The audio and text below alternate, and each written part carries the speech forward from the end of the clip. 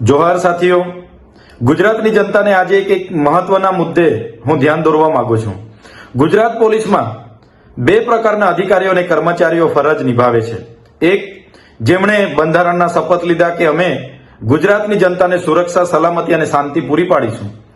એવા લોકો પોતાની ફરજ જીવના જોખમે પણ પૂરી પાડી રહ્યા છે, કર્તવ્ય નિષ્ઠાથી પોતાની ફરજ અદા કરી રહ્યા છે। એવા તમામ પોલીસ અધિકારીઓ, કર્મચારીઓને અમે સૌ સલામ કરીએ છીએ, વંદન કરીએ છીએ। પણ કેટલાક અધિકારીઓ એવા છે કે જેઓ સંવિધાનમાં માનતા નથી, કાયદા વ્યવસ્થામાં માનતા નથી, કોર્ટ કચેરી કાગળમાં માનતા નથી। બસ એમને પોતાના અંગત સ્વાર્થ માટે, પોતાના પ્રમોશન, પોસ્ટિંગ માટે એ લોકો કેટલાક કમલમમાં બેઠેલા નેતાઓના આદેશોનું પાલન કરે છે।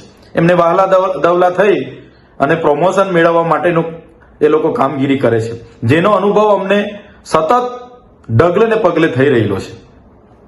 હમણાં સ્થાનિક સ્વરાજની ચૂંટણી હતી ત્યારે પણ અમને અનુભવ થયો, અને હવે જેવા પરિણામો બહાર આવ્યા એમાં પણ અમને હવે ધીરે ધીરે અનુભવ થવા લાગ્યો છે। જે પ્રકારે ગુજરાતની જનતાએ એક જિલ્લા પંચાયત, 12 જેટલી તાલુકા પંચાયત પૂર્ણ બહુમતીથી અમને આપેલી છે, અને છોટાઉદેપુરમાં પણ 13 જેટલા જિલ્લા પંચાયતના સભ્ય અમારા ચૂંટાયા છે। કવાંટ તાલુકા પંચાયત પૂર્ણ બહુમતીથી બની છે। કદવાલમાં અમારી ટાઈ પડી છે। છોટાઉદેપુરમાં પણ ભાજપ સાથે ટાઈ પડેલી છે।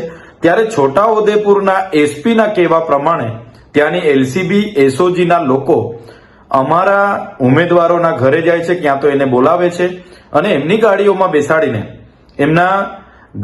બેસાડીને એમને સામ, દામ, દંડ, ભેદ, નીતિનું ગણિત સમજાવે છે અને તમે ભાજપમાં જતા રહો એવું દબાણ કરે છે।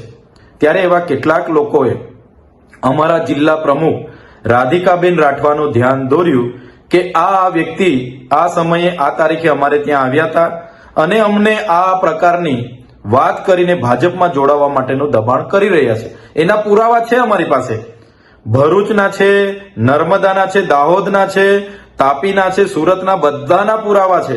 જ્યારે જરૂર પડશે તો અમે જનતા માટે એ પણ જાહેર કરીશું।